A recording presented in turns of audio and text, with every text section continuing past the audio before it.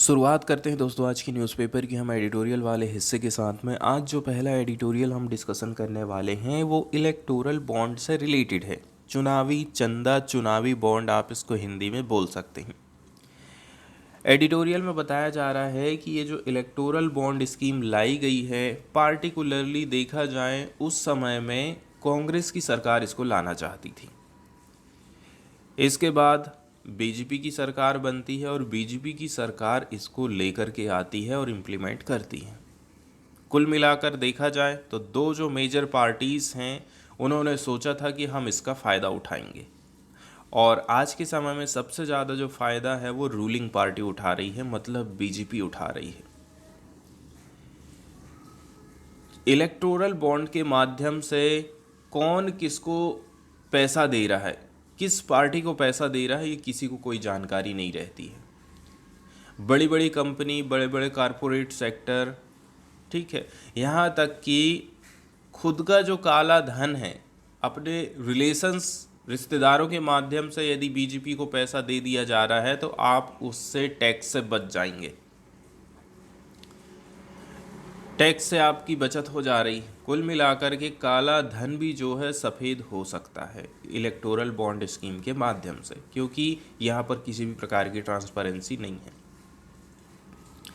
दूसरे नंबर की बात यह है, बीजेपी की सरकार ये सोचती है कि ये चीज़ किसी को पता ही नहीं चलना चाहिए, पैसा किसने दिया, कहाँ गया, कुछ पता नहीं चलेगा।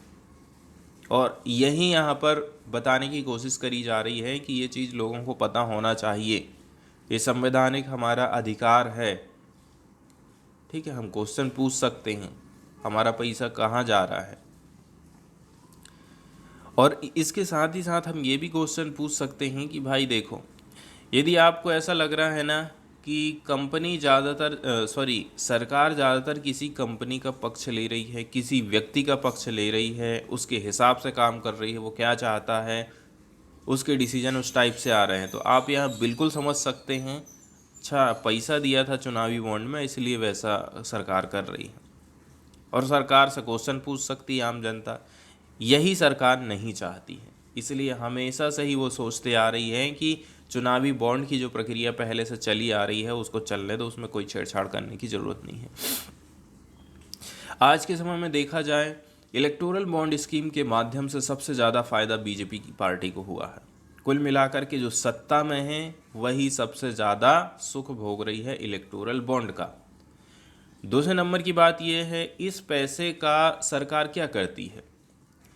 अभी हाल फिलहाल में 2024 में लोकसभा चुनाव आने वाले हैं।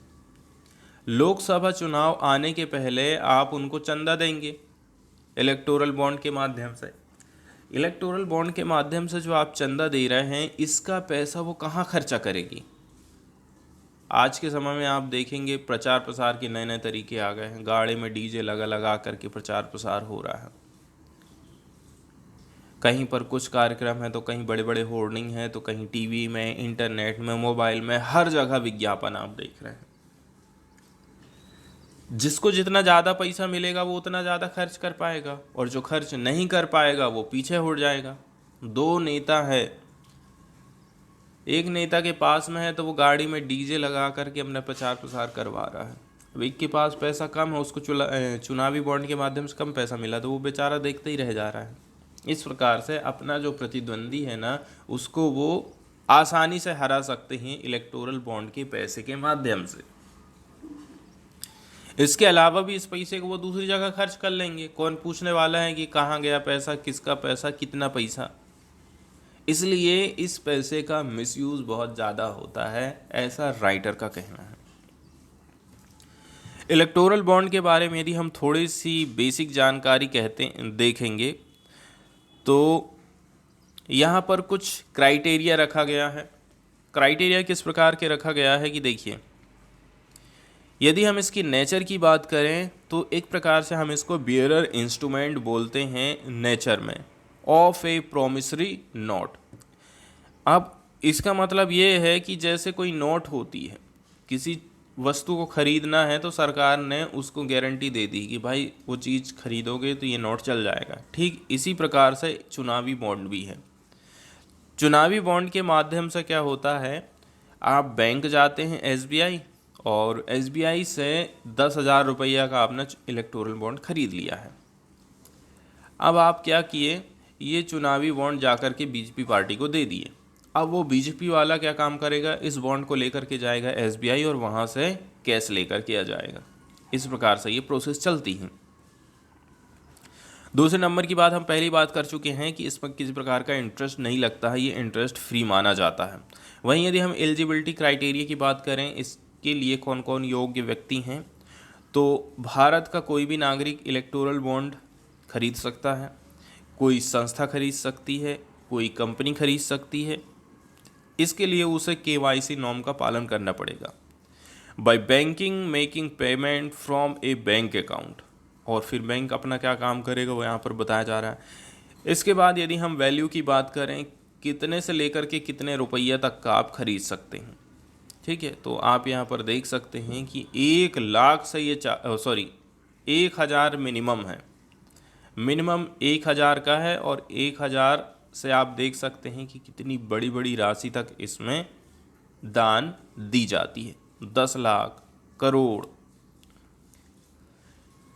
और पार्टिकुलरली ये जो बॉन्ड होते हैं एसबीआई के माध्यम से ही बेचे जाते हैं, और आरोप ये लगाया जाता है कि एसबीआई तो सरकारी बैंक है, सरकार आसानी से लोगों के बारे में जान जाती है कि इस कंपनी ने मुझे पैसा दिया है, इस व्यक्ति ने मुझे पैसे दिया है।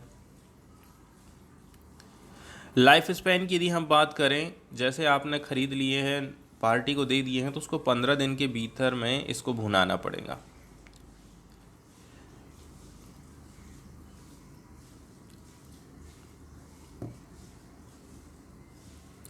अब हम बात करें पीरियड की, तो ये जो है हमेशा से ही एक टाइम पीरियड में अवेलेबल रहते हैं। A period of 10 days each in the month of January, April, July and October. और पार्टिकुलरली गवर्नमेंट जो भी स्पेसिफाई कर देगी तो उस हिसाब से अवेलेबल रहते हैं, लेकिन जनवरी, अप्रैल, जुलाई, अक्टूबर के 10 दिन तक खुला रहता है। 10 दिन तक आप जाकर के खरीद सकते हैं, इनका टाइम पीरियड निर्धारित कर दिया गया है। अब यदि हम बात करें तो भारत में राजनीतिक दल परंपरागत रूप से अपने धन के स्रोतों और अनुप्रयोगों की किसी भी प्रकार की सार्वजनिक जांच के खिलाफ हमेशा से ही रहे हैं। वो कभी नहीं बताएंगे कि पैसा उनको कहाँ से आ रहा है, कहाँ पर वो पैसा खर्चा कर रहे हैं। ये शुरू से ही यही टेंडेंसी रही है हमारे देश के नेताओं की। लेकिन इस चीज़ की आवाज़, मतलब पॉलिटिकल फंडिंग को लेकर के सबसे ज़्यादा जो आवाज़ है आज के समय में सिविल सोसाइटी उठाती है, बड़े बड़े कैंपेन चलाती है, ताकि जो वोटर है उसको एम्पावर किया जा सके, मजबूत किया जा सके। वो चाहते हैं कि वोटर एक्सेस कर सके इन्फॉर्मेशन को। वोटर के पास अधिकार है भाई कि आपने वोट दिए हैं तो वो जानकारी हासिल कर सके। पार्टिकुलरली इलेक्टोरल फ्रे से रिलेटेड हम बात कर रहे हैं, ठीक है। पार्टिकुलरली यहाँ पर इलेक्टोरल फ्रे मतलब मैदान की हम बात कर रहे हैं, जिसके माध्यम से ग्रेटर ट्रांसपेरेंसी आए, ठीक है, पॉलिटिकल फंडिंग के मामले में। इसके लिए एक व्यवस्था करी गई है, पब्लिक इंटरेस्ट लिटिगेशन। इसके माध्यम से आप क्या कर सकते हैं, यदि कोई व्यक्ति खुद कोर्ट नहीं जा पा रहा है तो आप उसके लिए भी कोर्ट जा सकते हैं कि भाई देखो इसका इस प्रकार से उत्पीड़न किया जा रहा है, और आप शिकायत दर्ज कर सकते हैं, सुप्रीम कोर्ट जा सकते हैं।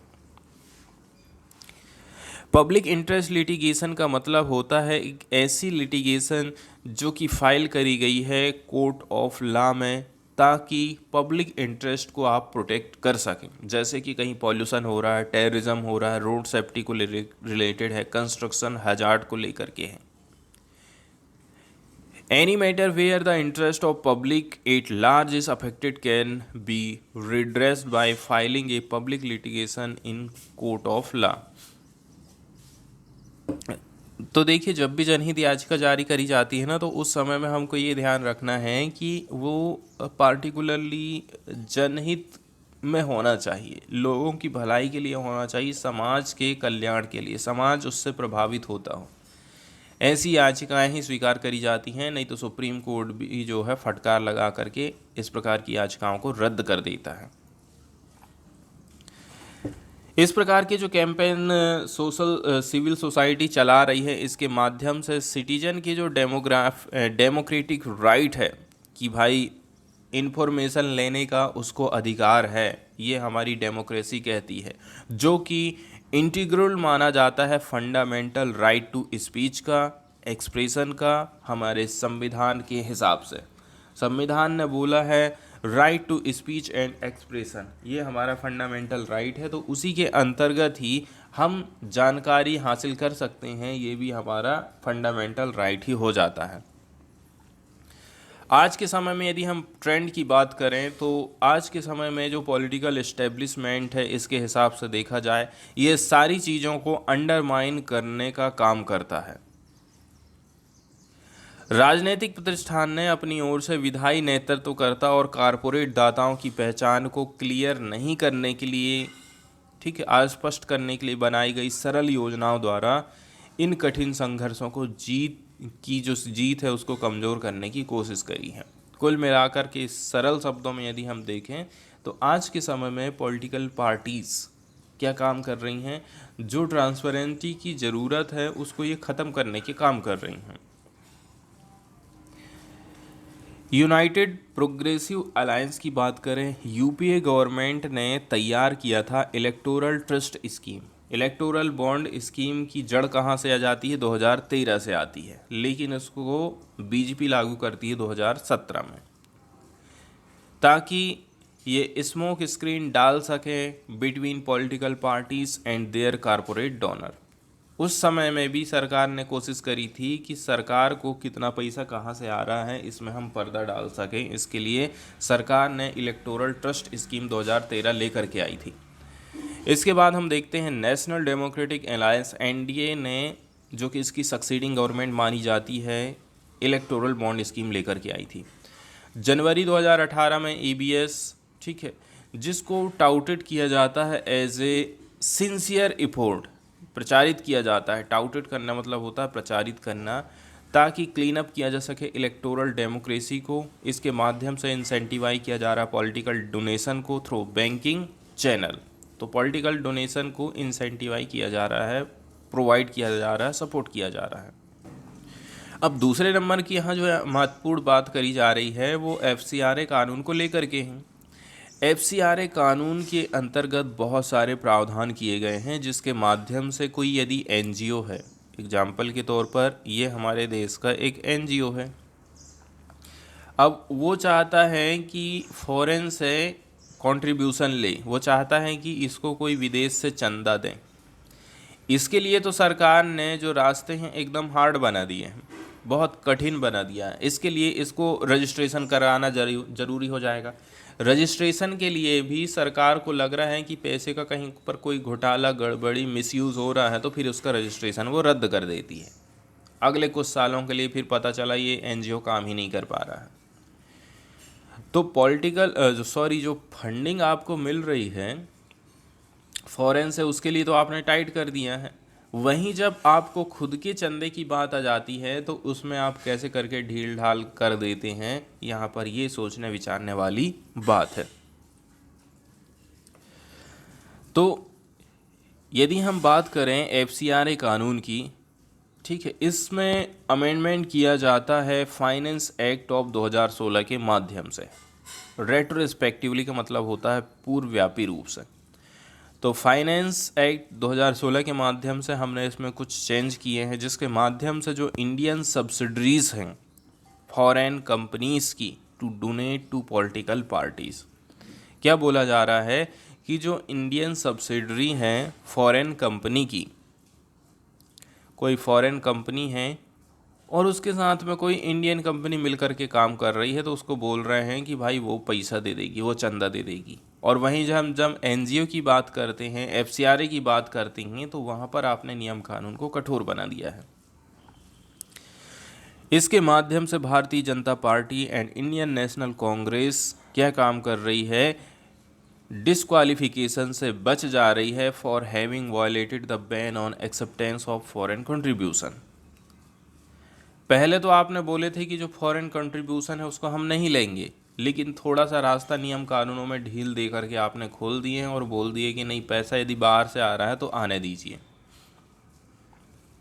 इसके लिए आपने जो है जो रेगुलेटरी फ्रेमवर्क है इसकी ओवरहालिंग करी थी, जैसे कि representation of people act, companies act, income tax act and RBI act.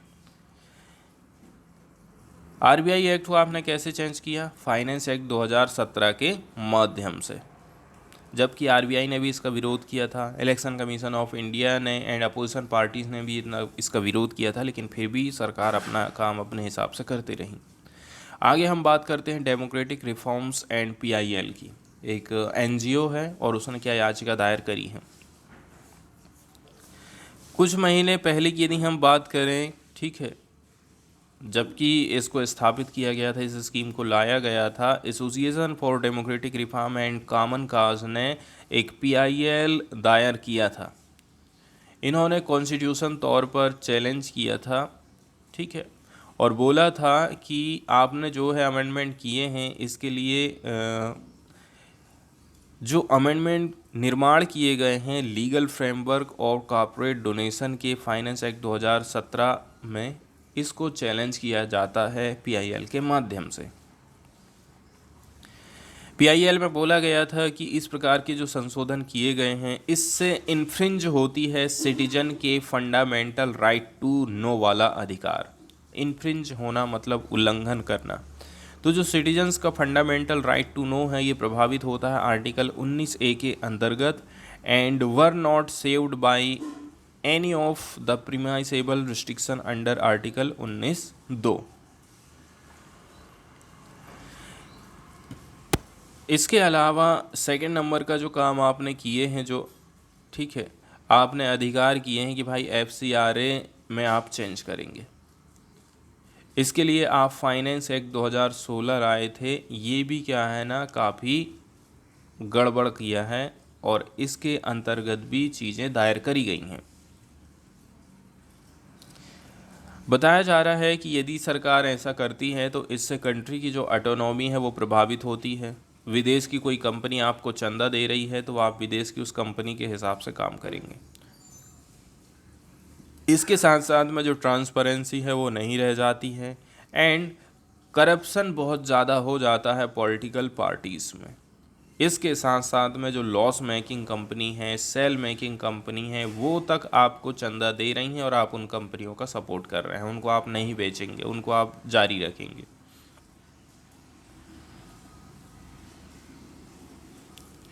इसके बाद और यदि हम काम की बात करें तो बताया जा रहा है कि अभी तक कितना चुनावी चंदा राशि इकट्ठा हुआ है, इसके बाद किसको सबसे ज़्यादा इसका फ़ायदा मिला है। लगभग देखा जाए 13,791 करोड़ रुपया की राशि का वितरण बॉन्ड अभी तक बेचा जा चुका है। 13,791 करोड़ रुपया 27 ट्रेंचेस में किया गया है ये काम। मतलब ऐसे एक बार, दो बार, तीन बार करके, चार बार करके, ऐसे कहना चाहिए, किस्तों में ये राशि जारी करी गई है। जुलाई 2023 तक का ये डेटा देखा गया है। इसके साथ साथ में ADR का जो रिसर्च रहा है उसने बताया है कि जो इलेक्टोरल बॉन्ड है accounted for 55.9% of the donation totalling 9,188 crore received by 31 political parties. Total जो 31 पॉलिटिकल पार्टीज़ हैं उनको 9,188 करोड़ रुपया मिला है, और परसेंटेज के हिसाब से यदि हम देखें तो 55.9% है, मतलब लगभग 56% ही है। इसमें से भी आप देखेंगे बीजेपी को सबसे ज़्यादा शेयर मिलता है, 74% ऑफ इलेक्टोरल बॉन्ड। 2020-21 के मामले में देखा जाए तो सबसे ज़्यादा बीजेपी को मिला था। इसके बाद कांग्रेस को चंदा मिला था 11%। इसके बाद नंबर आता है बीजू जनता दल का, YSR कांग्रेस पार्टी का एंड तृणमूल कांग्रेस का। तो जो बड़ी बड़ी फेमस पार्टी हैं उनको ज़्यादा चुनावी चंदा मिल रहा है। अब इतना ज़्यादा पैसा सरकार को मिलता है तो ये पैसा खर्चा में भी दिखता है। पिछले यदि हम लोकसभा इलेक्शन की बात करें तो 55,000 से लेकर के 60,000 करोड़ रुपया खर्चा किया गया था चुनावी मैदान में। इंफ्रास्ट्रक्चर के एक्सपांसन में वो खर्चा करते हैं, इक्विपमेंट खरीदने में खर्चा करते हैं, पब्लिसिटी इन प्रिंटिंग का काम करवाना है, पोस्टर है, फ्लैक्स है, मोबाइल में है, दुनिया भर का पेपर में है, अपना विज्ञापन छापने के लिए। तो इलेक्ट्रॉनिक एंड डिजिटल मीडिया में भी ये पैसा जा रहा है।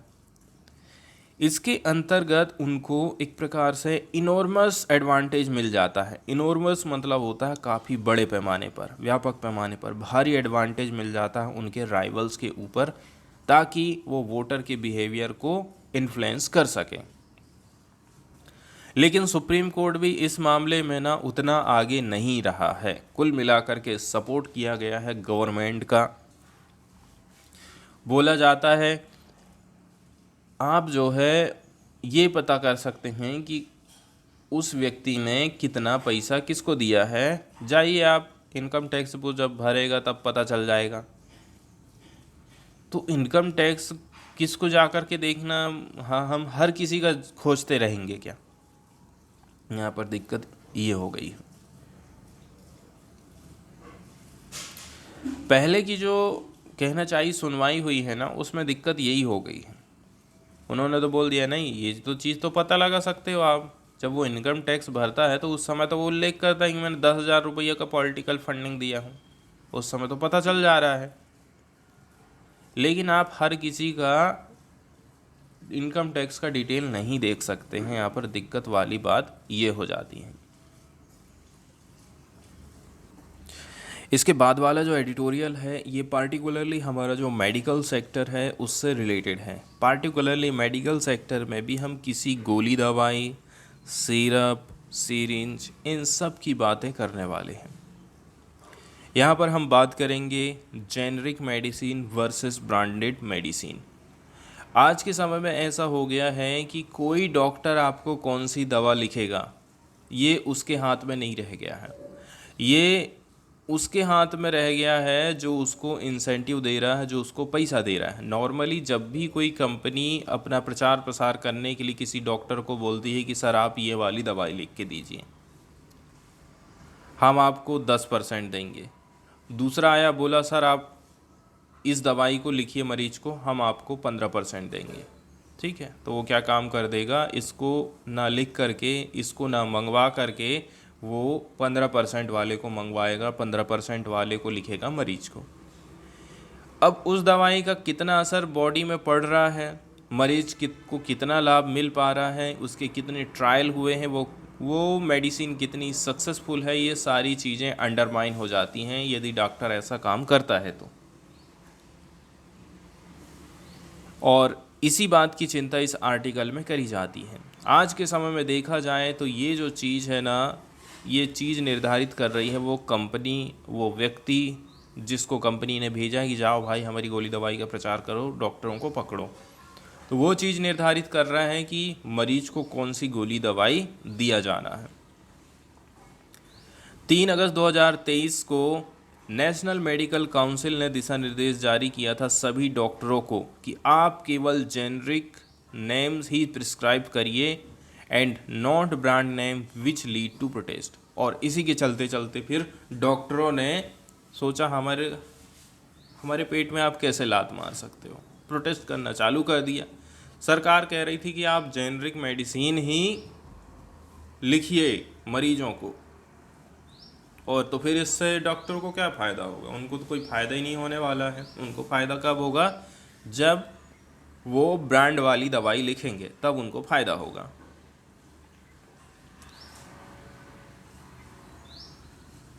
अब हम बात करते हैं generic medicine and branded medicine की। ब्रांड नेम आज के समय में चल रहे हैं। ऐसा क्यों है कि ब्रांड कॉस्टली हैं, ब्रांडेड मेडिसिन कॉस्टली हैं, जबकि जो जेनरिक नेम होते हैं वो चीपर्स रहते हैं। तो दो चीज़ में यहाँ पर अंतर थोड़ा सा बताया जाता है। 1975 में हाथी कमेटी ने डिमांड करी थी कि जितने भी जो ब्रांड नेम्स हैं इनको धीरे धीरे करके ख़त्म करना चाहिए। इसके साथ साथ में बोला था कि केवल कुछ निश्चित ही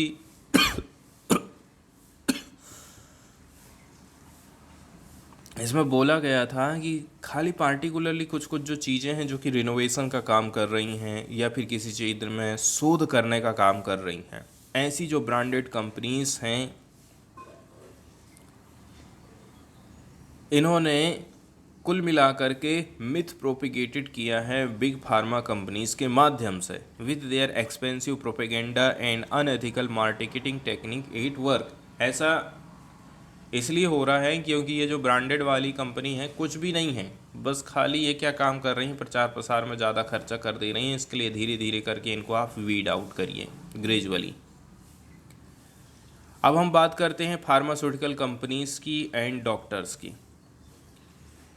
यहाँ पर कुछ कुछ आरोप प्रत्यारोप भी लगाए जाते हैं फार्मास्यूटिकल कंपनी एंड डॉक्टर्स के बीच में। ये जो चीज़ है वो इन्फ्लुएंस कर सकती है अनएथिकल मार्केटिंग को एंड प्रमोशनल ऑफर्स और किकबैक्स। प्रमोशन का ऑफ़र हो, चाहे वो अनएथिकल मार्केटिंग प्रैक्टिस हो, ऐसे आरोप लगाए जाते हैं डॉक्टर के ऊपर एंड फार्मास्यूटिकल कंपनीज के ऊपर। लेकिन Indian medical association and allied professional organisations of specialist की बात करें, इनका कहना है कि improving access to affordable medicine is a part of their ethical commitment to patient. यहाँ पर ध्यान देने वाली बात है, कोई मरीज है तो उसको वो खरीद पाएगा कि नहीं खरीद पाएगा, आप ये चीज़ भी तो देखिए। ऐसा नहीं कि 100 रुपया 200 रुपया की आप गोली लिख के दे दीजिए, गरीब व्यक्ति उसको खरीद ही ना पाए। तो इस चीज़ का भी यहाँ पर ध्यान रखना चाहिए। इसके बाद डॉक्टर की रेपुटेशन डिपेंड करती है सक्सेसफुल ट्रीटमेंट उसने किया कि नहीं किया, और ये डिपेंड करता है reliability of quantity and quality of the active pharmaceutical ingredient in tablet में जो केमिकल कंपाउंड मिला हुआ है वो कैसा है, उसकी क्वालिटी कैसी है। इसलिए तो बोलते हैं ना, किसी डॉक्टर की दवाई लगती है और किसी डॉक्टर की दवाई नहीं लगती है, अंतर यही हो जाता है। उस हिसाब से फिर मरीज भी ठीक होता है।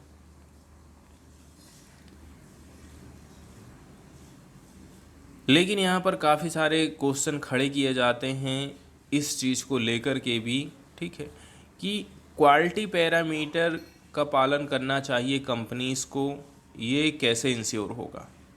डॉक्टर तो लिख दे रहा है नाम, लेकिन उसकी क्वालिटी कैसी है, इस चीज़ को कैसे करके इंश्योर किया जा सकता है। जब भी कोई कंपनी या फिर मेडिसिन तैयार होती है तो उससे पहले उसका ट्रायल किया जाता है, कुछ सर्वे होते हैं जिसके माध्यम से पता चल जाता है कि भाई ये इतना परसेंटेज काम करेगी। The prevalence rate of spurious and not standard quality medicine की यदि हम बात करें, यहाँ पर स्पूरियस वर्ड यूज़ किया गया है जिसका मतलब होता है बनावटी, ठीक है, नकली आप जिसको बोल सकते हैं। स्पूरीस, तो जो नॉट स्टैंडर्ड क्वालिटी मेडिसिन है इसका जो परसेंटेज है कितना है, 3.5% है। बनावटी वाला 4.5% परसेंटेज चल रहा है। ये चीज़ हमको 2 नेशनल ड्रग सर्वे के माध्यम से पता चला है। पिछले 10 साल का डाटा यहाँ पर उठाया गया था, 1000 ऑफ सैंपल लिए गए थे रिटेल केमिस्ट से अक्रॉस इंडिया से। लेकिन वहीं यदि हम सेफगार्डिंग ड्रग्स की बात करें, must be 100% quality test passed. लेकिन यदि लोगों का सेफगार्ड आपको चाहिए तो इसके लिए 100% क्वालिटी टेस्ट होना चाहिए और उसमें पास होना चाहिए वो गोली दवाई। लेकिन यहाँ पर आप ये देखेंगे 5% हिस्सा ही क्वालिटी टेस्ट में पास हो पा रहा है, ठीक है। तो ये सारी जो चीज़ें हैं वो अनएक्सेप्टेबल होना चाहिए। आगे बात आती है कि सरकार क्या क्या कदम उठा सकती है, सरकार को क्या करना चाहिए। तो गवर्नमेंट को ये इंश्योर करना है कि मेडिसिन जो प्रोड्यूस करी जा रही है वो क्वालिटी वाली होना चाहिए। आपने जो प्रोक्योर किए हैं, आपने जो प्रोड्यूस किए हैं, आप जो सप्लाई कर रहे हैं यूनिवर्सल हेल्थ कवरेज सिस्टम के माध्यम से, इसके साथ साथ में जो प्राइवेट हेल्थ केयर नेटवर्क है, यहाँ पर जो भी गोली दवाई सर्कुलेट हो रही है उसकी क्वालिटी को आप इंश्योर करिए। इसके लिए आप टाइम टाइम पीरियड पर उसका सैंपल ले सकते हैं और टेस्टिंग कर सकते हैं। ऐसे मेडिसिन के बैच जो कि क्वालिटी टेस्ट में फेल हो जाते हैं उसको आप बैंड कर दीजिए with punitive action taken against manufacturer. इसके साथ साथ में मैन्युफैक्चरर के खिलाफ में आप कुछ कठोर कार्यवाही भी कर सकते हैं। इसी के माध्यम से केवल हम रिपीट कर सकते हैं डिफ़ॉल्टर को सप्लाई चेन में जो मौजूद है। And the mechanism and system are in the place but not implemented in earnest. देखिए अभी ये चीज़ ऐसा नहीं है कि लागू नहीं हो रही है, सरकार के द्वारा लागू नहीं किया जा रहा, लेकिन क्या है इसको ईमानदार तरीके से इम्प्लीमेंटेशन नहीं किया जा रहा है। अर्नेस्ट मतलब होता है गंभीरता से अभी तक नहीं लिया जा रहा है। तमिलनाडु का एग्जाम्पल दिया जाता है कि Tamil Nadu medical service corporation limited की प्रैक्टिस है जहां पर जितनी भी जो सप्लाइड मेडिसिन हैं इनको जो है क्वारंटाइन स्टॉक में रखा जाता है जब तक कि जो डबल ब्लाइंडेड सैंपल हैं वो क्लियर ना हो जाएं क्वालिटी टेस्टिंग में by government and private sector laboratory. अब उन्होंने क्या काम किया है कि भाई सबसे पहले तो हम कुछ टाइम पीरियड के लिए इनको लेकर के रख लिए हैं, इसके बाद इनका टेस्ट हो रहा है, इस टेस्ट में जो सफल हो जा रही हैं वही मार्केट में जाएगी, जो सफल नहीं हो पाएगी उसको मार्केट में नहीं भेजा जाएगा।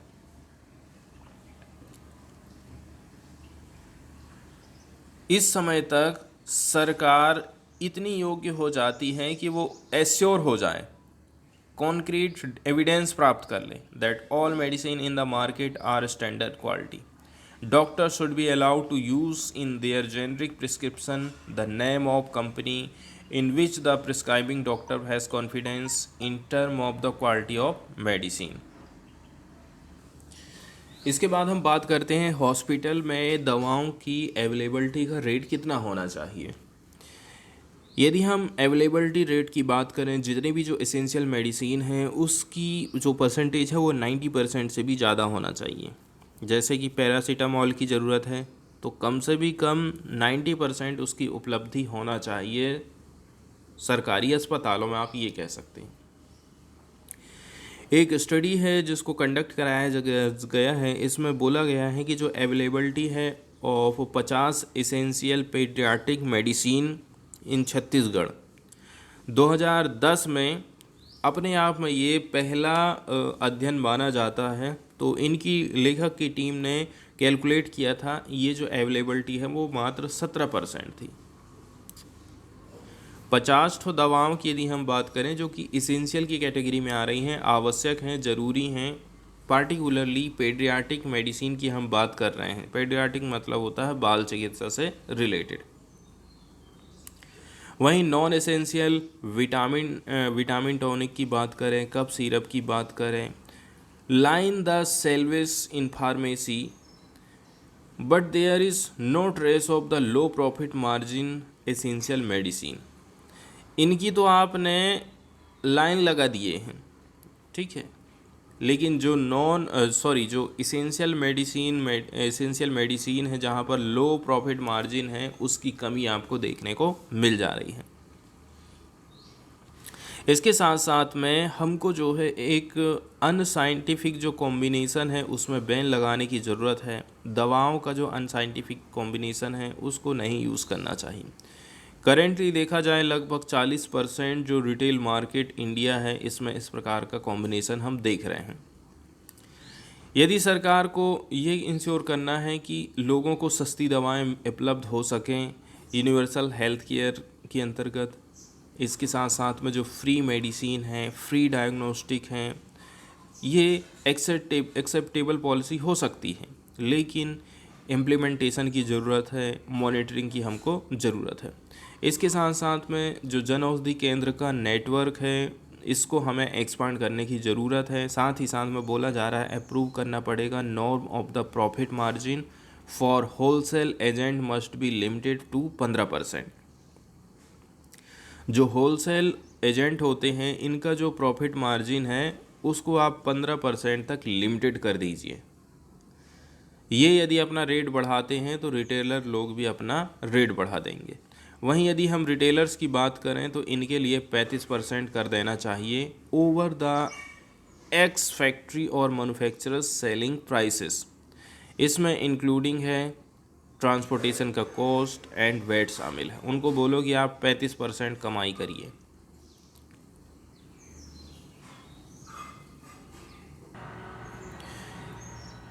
इसके बाद वाली जो न्यूज़ हम देखने वाले हैं यहाँ पर एक मिलिट्री प्रैक्टिस से रिलेटेड है ये न्यूज़। पार्टिकुलरली देखा जाए सेकंड नंबर की जो एंटी पायरेसी पेट्रोलिंग है गल्फ ऑफ गुयाना में ये ख़त्म हो चुकी है। इंडियन नेवी ने कंप्लीट कर लिया है इसके सेकंड नंबर के एंटी पायरेसी पेट्रोल को। पायरेसी पेट्रोलिंग किसको बोलेंगे? जिसके माध्यम से जो समुद्री डकैती होती है उसको रोका जा सके। तो एंटी पायरेसी पेट्रोलिंग करी गई थी गल्फ ऑफ गुयाना में, अटलांटिक ओशियन की हम बात कर रहे हैं। तो जो ऑफशोर पेट्रोल वेसल है इसके लिए INS सुमेधा का इस्तेमाल किया गया था, which is on an extended range operational deployment and ये करेंटली ऑपरेटिंग है अटलांटिक ओशियन में। इसके साथ में है west coast of Africa. Undertook a 31 day anti piracy patrol. West coast of Africa की बात करें, ये मिलकर के 31 दिन का एंटी पायरेसी पेट्रोलिंग किया गया है, ऐसा कहना है नेवी का। वहीं यदि हम बात करें gulf of Guyana anti piracy patrolling की, ये अंडरटेकन किया गया था INS तरकस के द्वारा सितंबर-अक्टूबर 2022 में। हिस्ट्री बताई जा रही कि पहले हम कब किए थे। INS सुमेधा यदि हम यहाँ पर डिप्लॉयमेंट करते हैं, इसके माध्यम से हम इंश्योर कर रहे हैं कि जो नेवी टू नेवी कनेक्ट है रीजनल नेवीज़ के साथ में, जैसे कि सेनेगल, घाना, टोगो, नाइजीरिया, अंगोला, नामीबिया, इनके साथ में नेवी टू नेवी का कनेक्शन हम बढ़ा सकें।